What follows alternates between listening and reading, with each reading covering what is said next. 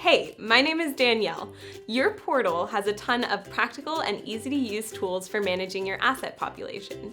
We are on a mission to facilitate collaboration, break down data silos, and eliminate double work.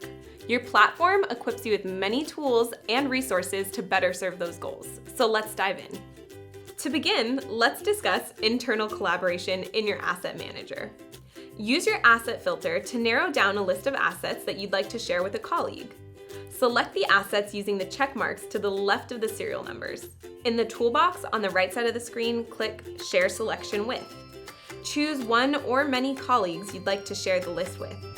Give the list a name and include a brief note or description of what needs to be done, approved, or assigned. The next time your colleagues log into their platform, they will be able to access the shared list on the left side of their asset manager. To collaborate with service providers and engage with the service process, first navigate to a service request in progress. Use the History and Notes tab to review the comments and events for your order.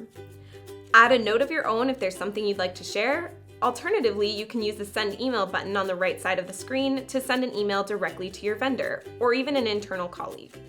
Choose from our pre-configured templates or use the custom option to write your own email. Add and edit the recipients and send the email when you're ready. Using this feature will also capture the communication event in the History and Notes audit trail for later reference. I hope you find these collaboration techniques for both internal and external communication useful. If you have any questions about how these features can be used, please give us a call.